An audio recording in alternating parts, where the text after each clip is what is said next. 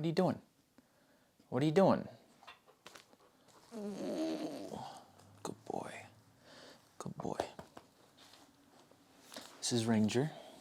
He's gonna be the best side character and his brother Apollo. So, Dad's gonna make a YouTube video, okay? So, shh. Keep quiet. You got your chicken.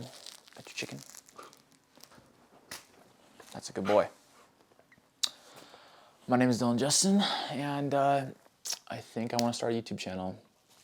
And I am nervous, but let's just see where it takes me. What is that YouTube channel? I'm glad you asked. We're going to do it on Archery. Come here.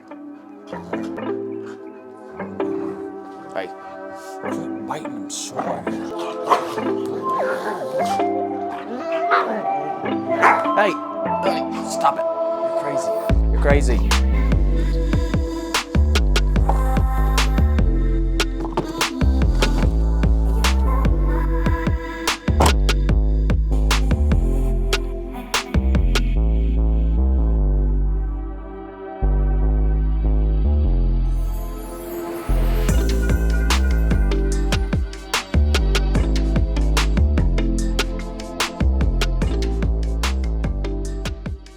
So this is the range I go to, and it is pretty good.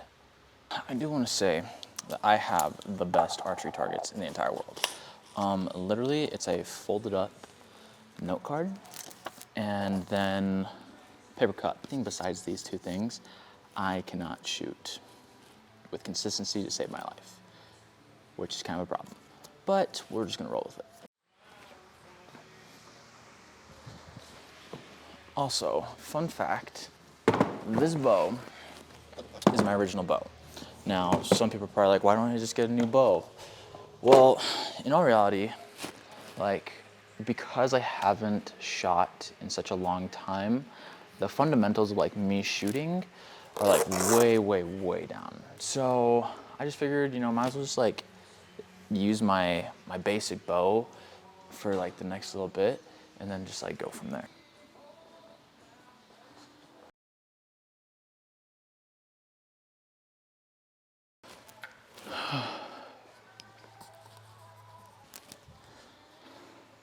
Talk about completely unsophisticated. It's literally cut in half, post-it or note card, and then a paper cup.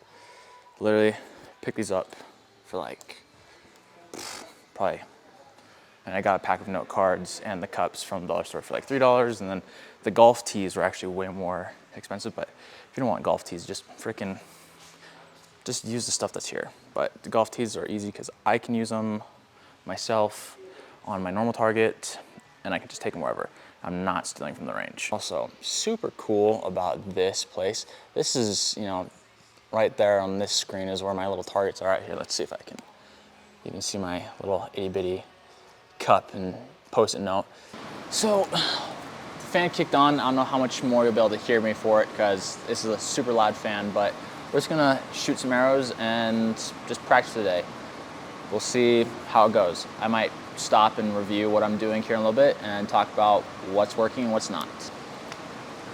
Should have done this before, but I need to twist my nocks just so that they're all the same way.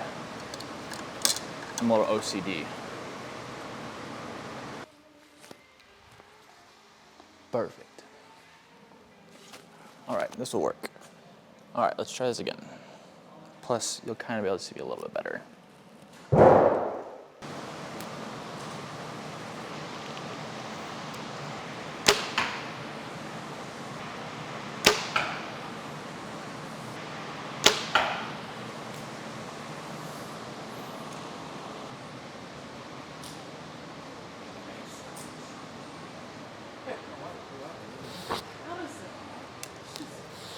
So I think this time I'm just gonna shoot directly for the cup. If I break an arrow, whatever. I don't think I'm that accurate yet.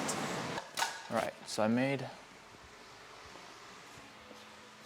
some micro adjustments to my bow. I was shooting a little bit to the right. And this is one thing for those of you that are just like getting into archery. When you're doing your sights, you follow the arrow. So if you're shooting up and right, you move the sight up and right. And what I really like about this sight, I'll probably talk about it in another video, but the thing I really like about it is that it has all these little tick marks all over the place. So it's really easy for me to like go up and down, and then it locks in really, really well. So it makes it super easy to adjust really, really fast, kind of on the go. And this just, I think this is the Trophy Ridge. Beats that got me. I can't remember what I got.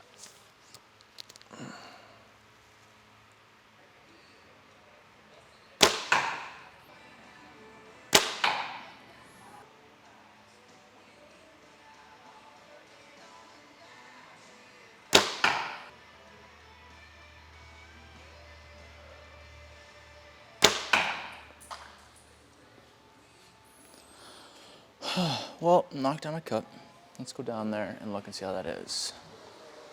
I mean, the grouping looks pretty dang good. I mean, it's a little, I shooting left, shooting right.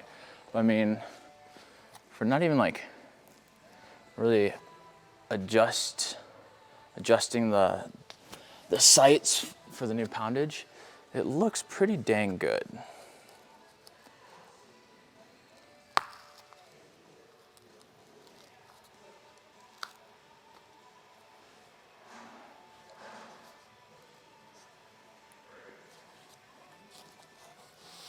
Plus, I mean, I got 2 arrows touching side by side. However, with this much of a difference, I might go see, I can check to see if my alignment or if my timing's right, because that is just so. So they're saying that everything is good. I'll show you a little bit better from this side. So and this is because I'm not shooting it at the full 60 quite yet. I don't know if you can kind of see that. Let me bump up my ISO. But you can barely see there's like these little itty bitty notch marks right underneath it. They said what really would affect the actual limbs, like being torqued a little bit more, would be increasing the bow poundage. Because this goes up to 60. I'm currently shooting about like 55, which I don't want to like overtax this bow. This is like an 8-year-old bow at this point. So, I mean, actually, 12-year-old bow. So I don't want to tax it too badly, but the good thing is the timing doesn't look off. It's just me. I need some work. So we'll just keep plugging away. Now, the one thing that I will say that will probably really affect how I'm shooting is I notice, and I don't know if it's just me, I'm gonna back up just a little bit. I don't know if it's just me, but I do notice, especially because this is like a beginner bow, that when people talk about like the sponginess of like the back wall when I hit the very end of it, that let off, it does kind of have a little bit of flex. So I've really got to work on making sure my anchor points are in the correct spot every single time, because if not, I think that might be the reason why I'm so skewed just a little bit, because I'm not getting it there. When I'm shooting it in the same, right next to each other, like both those arrow groups, I mean, they're neck and neck. But that flex, I think, is what's causing me to like almost pre-release as I let go, and that is not what I want. I want to make sure that I'm super consistent every single time.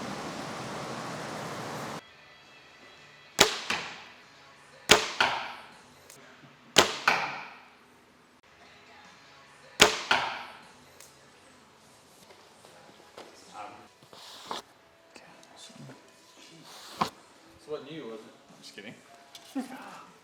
No, absolutely not.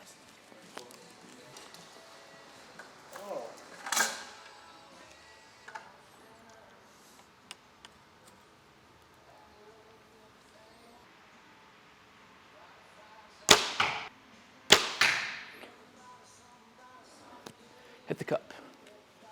Nice.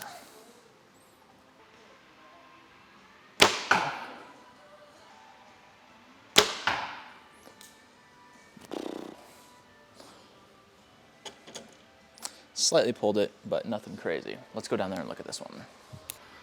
But I mean, seriously, look how cool that is. I mean, to have it just be like so conveniently just for me to be able to look up and see that, it's amazing. Literally amazing. So let's look and see what we got. I have a pretty consistent group over here. I could kind of tell that this one was, I pulled it a little bit, but I do like them starting to shoot more into the cup. My height looks pretty good.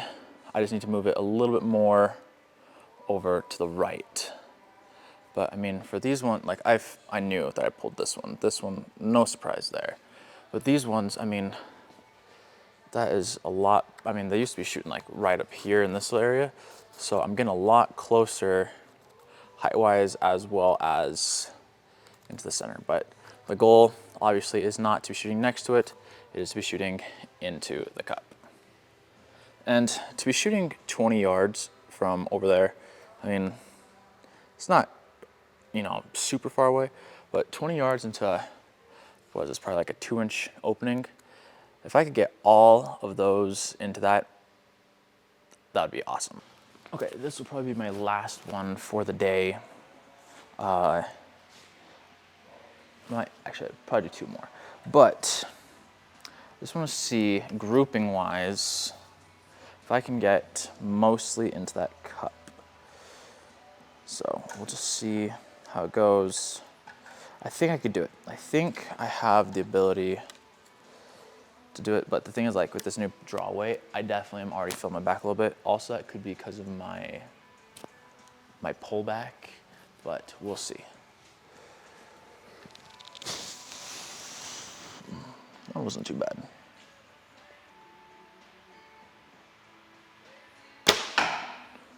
Whew.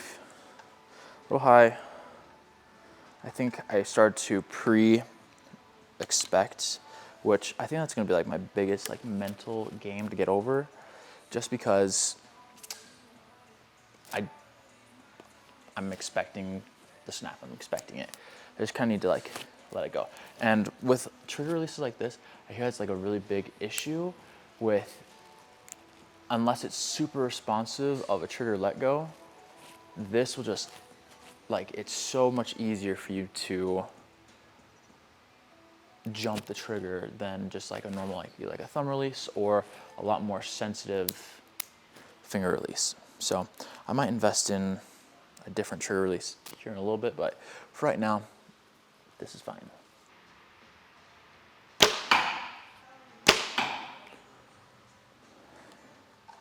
And that grouping down there, I mean, literally, it's probably about, from the looks of it, like a 2-inch group, which is awesome. Oh yeah, that will make it really easy sighted.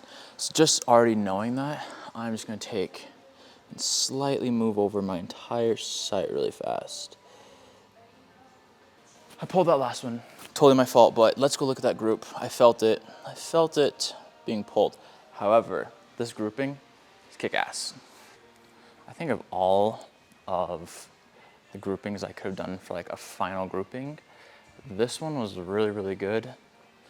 Yeah, I'd easily, oh, I didn't quite hit the cup, but I am, like I said, I am shooting high, but yeah, this one was my final one. This is number 4.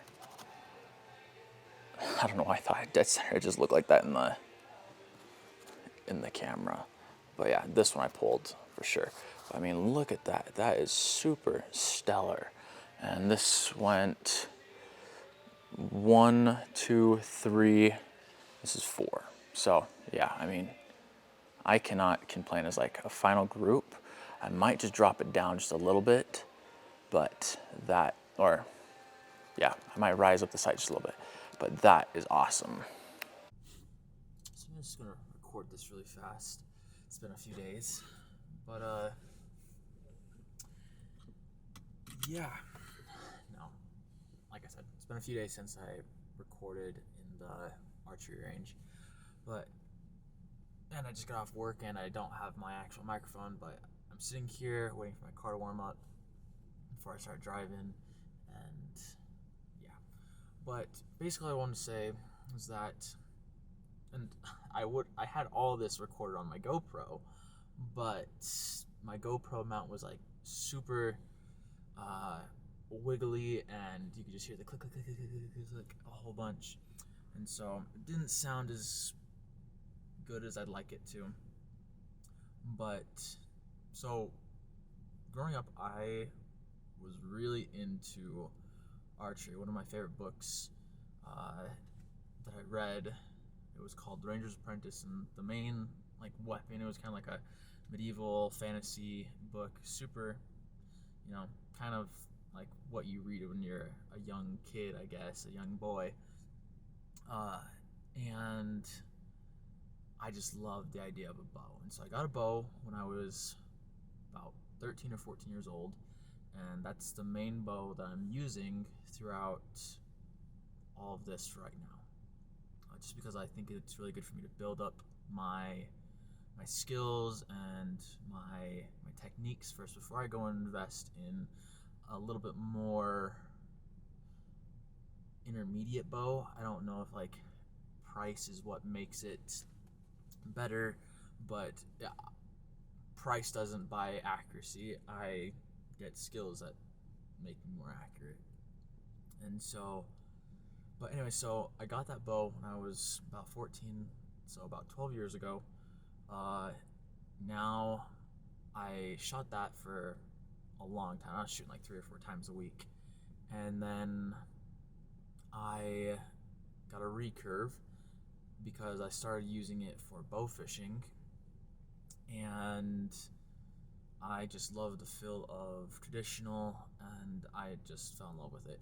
So I shot that for a while, and now, it's been a couple years, and I stopped shooting as much, and now that I'm 26, one of the things that I've always wanted to do was try and hunt.